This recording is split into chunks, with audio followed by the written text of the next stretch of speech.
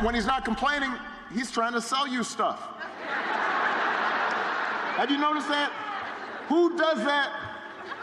You're running for president and you're hawking merchandise. Gold sneakers, $100,000 watch. Supposed to be Swiss watch, he says. The best watch. Why are you selling the watch? What are you doing? My favorite is the Trump Bible.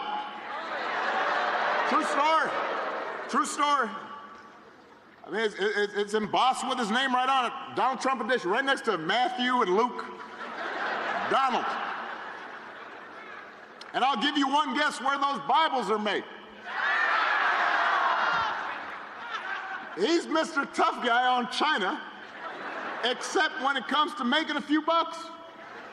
You cannot make this stuff up. You really can't. If some of this stuff happened on Saturday Night Live, you'd be like, all right, that's going too far. That didn't really happen. But it did. Trump Bible is made in China. That was former President Obama campaigning for Vice President Harris in Madison, Wisconsin yesterday. The first of two rallies the former president headlined in the Midwest. The second in Detroit, alongside rap superstar Eminem stepping out to campaign for Vice President Harris. Joining us now, the chairman of the Democratic National Committee, Jamie Harrison. Also with us for the conversation, president of the National Action Network and host of MSNBC's Politics Nation, the Reverend Al Sharpton. Good morning to you both, Chairman. Let's talk about the strategy right now. It's been fascinating to watch you all try to energize the base, make sure the people you need to come out and vote for you do, but also to try to expand a little bit. The events we saw the other day, 3 of them across critical swing states, with Liz Cheney speaking to disaffected Republicans who can't stomach Donald Trump and are looking for some place to land. Former Congresswoman Cheney giving them that permission and that argument and that case about why they should vote for Vice President Harris. We even see the vice president later this week going to Houston, Texas to do a rally. I think a state even you'd concede you'd be surprised if she won. So talk a little bit about the big strategy right now as we come down the home stretch. Well, the big strategy, Willie, is to continue to engage the American people to make sure that they understand what is at stake in this election. You know, I'm kicking off my I Will Vote tour as we go across the Southeast. We launched the tour in Florida. We're now in Atlanta. I'm going to be here in Georgia all day today. And then we'll go to South Carolina, where I will vote early, and then head up to Battleground, North Carolina. It's important that we are meeting with the base of the Democratic Party. We're getting them fired up, making sure that they go out, vote early, or just vote it all together. And I'm really, really excited. I had a wonderful Black Men's Roundtable in Jacksonville, Florida, with the members of the Longshoremen, the ILLA, which is so crucial and important to our maritime industry here in America. And it was a great conversation and discussion, but we were all collectively on the same page as it relates to making sure that we fight back against this attempt by Donald Trump to disparage Kamala Harris, to make sure, particularly as Black men, that we stood up to help defend her and her record. A record of accomplishment that Donald Trump sadly just doesn't have. Mr. Chairman, I have, as you know, been on this nonpartisan bus tour with Central Park 5 and National Action Network, and I'm seeing some of the same kind of reaction and growing enthusiasm that you do. But talk about the contrast in the candidates campaigning. For example, Sunday, Vice President Harris did 2 churches, did an interview with me, went out and talked to people. Trump went and did a gimmick at McDonald's and basically a list of grievances. And then she goes the next day and sits with Liz Cheney. He goes the next day and threatens anyone that has been political enemies of his.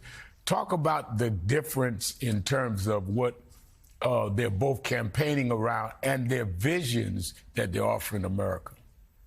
Well, you know, Rev, we just saw a clip about Barack Obama and talking about Donald Trump and his Bibles.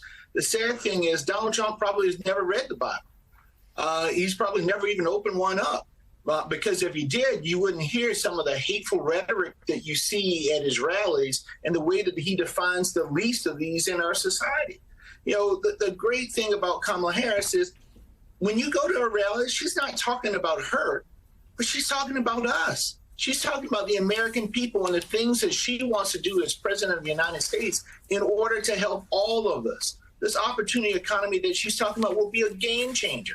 I mean, one of the things that resonated so personally with me is about having Medicare cover elder care in their homes. We think about our mother. My grandmother is at a nursing home now, and one of the hardest decisions that we had, Rev, was she wanted to stay at home, but we could not provide the medical coverage that she needed.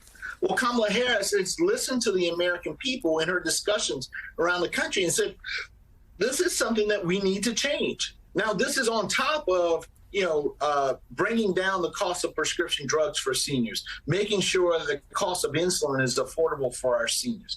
All the things that she has done, but that is who Kamala Harris is. She goes out, she talks to the American people, she listens to them, and then she comes back to talk to all of us about what are the policy prescriptions that we can do in order to make life better for all Americans. Donald Trump doesn't do any of that. He goes for these photo ops and all these crass things that he's doing right now, but he never talks about the American people. That's the contrast in this election. Somebody who wants to be in office to help folks, someone who wants to be in office to avoid all of the criminal charges and to amass some type of power. So, Chairman Harrison, Election Day, of course, 13 days away. But for so many Americans, it's already here. You yourself said you're going to be voting later today. Millions of Americans have already cast their ballots early. So give us a sense of the data. What is the Democrats seeing in terms of partisan Democratic Party registration and turnout? Where are you strong? Where do you still need more people to come out? Well, it's important that we need people to come out everywhere. I want folks to go ahead. I don't care if you're in Pennsylvania, Michigan, Wisconsin, Nevada, Arizona, Georgia, North Carolina, Florida, Texas.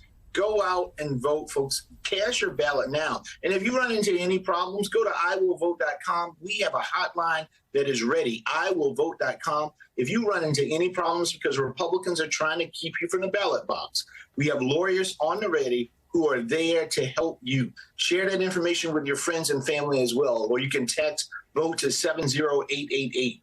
Now, in terms of, I'm seeing some good numbers in terms of turnout. It seems like Republicans have woken up on the early vote, and so they're voting early as well, but that's okay. In the end of the day, we have a ground operation like we've never had in the Democratic Party before, and I'm very, very confident on that. We've been doing this for well over, not just this year, but well over 3 years, building a ground operation in the battleground states. And so I feel really confident about the boots on the ground and the people that we have there that will push people to the polls. And that's really important. Yeah. We got 2 souls to the polls that are coming up, one this Sunday, which is going to be really, really big, and then one more before Election Day.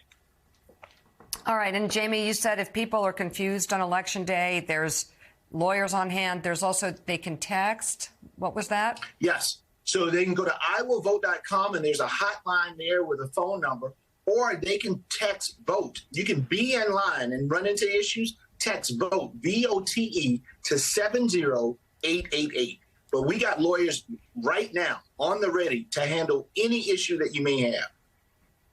All right, Chairman of the Democratic National Committee, Jamie Harrison, thank you so much for that valuable information. We appreciate it.